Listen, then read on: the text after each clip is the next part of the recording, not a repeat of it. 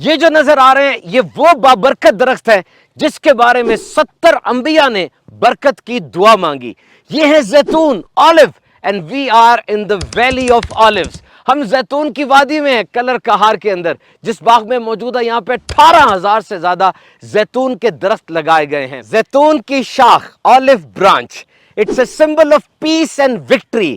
یہ امن اور خیر سگالی کا ایک نشان سمجھی جاتی ہے۔ آپ سن کے حیران ہوں گے کہ دنیا کے ممالک میں 7 ملکوں کے جھنڈوں پر زیتون کی شاخ بنی ہوئی ہے، اور UN کے جھنڈے پر بھی زیتون کی شاخ ہے۔ تو جناب شیف ہوں یعنی کھانا پکانے والے، فارماسیوٹیکل فرمز والے ہوں یعنی دوائیاں بنانے والے، ڈاکٹر ہوں، سب ہی زیتون کے دل دادا نظر آتے ہیں اور اس کے قصیدے پڑھتے ہیں۔ اور جناب زمانہ قدیم میں زیتون کو کوکنگ کے ساتھ ساتھ پرفیوم کے لیے بھی استعمال کرتے تھے، روشنی اور صابن کے طور پر بھی۔ اچھا بتائیے، یہ زیتون پھل ہے یا سبزی؟ سبزی سمجھا جاتا ہے لیکن ٹیکنیکلی اٹس اے فروٹ، اور اس کی فیملی کا نام ہے ڈروپس، اور اس کی فیملی کے اندر آم، آڑو، چیری، بادام، پستہ، یہ سارے اس کے کزنز ہیں۔ اور زمانہ قدیم میں تو سٹارٹر کے طور پہ بھی، کھانے کے شروع میں بھی زیتون استعمال ہوتا تھا، اور آخر میں ڈیزرٹ کے طور پر بھی زیتون استعمال کیا جاتا ہے۔ Remember, Spain is the largest producer and Greece is the largest consumer۔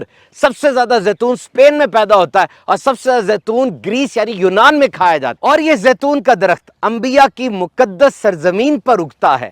طوفان نوح کے بعد سب سے پہلے زیتون کا درخت ہی اگا، اور جب حضرت نوح علیہ السلام نے کبوتر کو زمین پر بھیجا، وہ پلٹا تو اس کی چونچ میں زیتون کی شاخ ہی تھی۔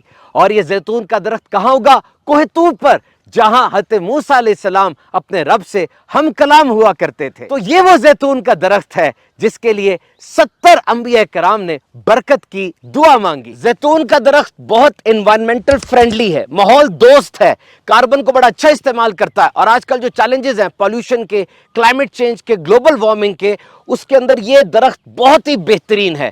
اس درخت کے اوپر بیماریاں اور کیڑے کم حملہ کرتے ہیں۔ زیتون کے درخت کی اوسط عمر وہ 500 سال ہے، لیکن دنیا میں سب سے پرانا زیتون کا درخت وہ 2000 سال کا مانا جاتا ہے، جو یونان میں ہے، اور ابھی تک وہ پھل دے رہا ہے۔ سخت جان بھی ہے، قحط کو بھی سہ لیتا ہے، اور زیتون کے اندر جو سب سے بہترین چیز ہے وہ فیٹس ہیں، اولیک ایسڈ ہوتا ہے، لیکن یہ غلط فیٹس نہیں ہے بلکہ اچھی فیٹس ہیں، اچھی چکنائی ہے جو کہ دل کے لیے بہت اچھی ہے اور کینسر میں بھی بہت زبردست فائدہ پہنچا۔ نبی مکرم صلی اللہ تعالی علیہ وسلم نے ارشاد فرمایا، زیتون کا تیل بطور سالن استعمال کرو، اسے اپنے سر اور بدن پر لگاؤ کیونکہ یہ مبارک درخت سے نکلتا ہے۔ زیتون کے اندر اینٹی بیکٹیریل، اینٹی فنگل اور اینٹی وائرل پراپرٹیز ہوتی ہیں، اس لیے اس کو بطور دوائی بھی استعمال کیا جاتا ہے۔ اور olive oil as a teeth whitener یعنی دانتوں کو صاف کرنے کے لیے بھی استعمال ہوتا ہے۔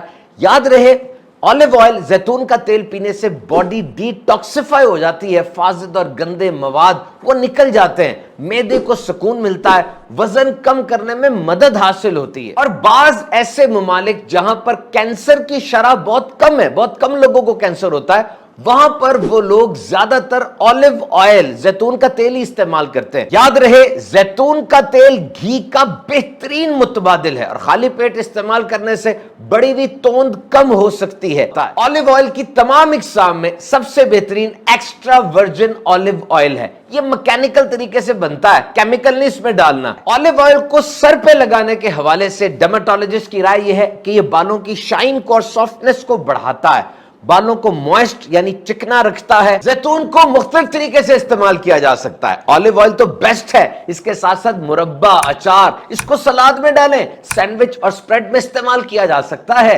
پیسٹا میں اولیو ڈالیں یا پیزا کے اوپر اس کی ٹاپنگ کریں، ایک تو ذائقہ بھی اچھا ہو جائے گا اور زبردست غذائیت بھی آ جائے گی۔ نبی پاک صلی اللہ علیہ وسلم نے ارشاد فرمایا، برکت والے درخت زیتون کی مسواک بہت اچھی ہے کیونکہ یہ منہ کو خوشبودار کرتی ہے، منہ کی بدبو کو زائل کرتی ہے، اور یہ میری اور مجھ سے پہلے انبیاء کی سنت ہے۔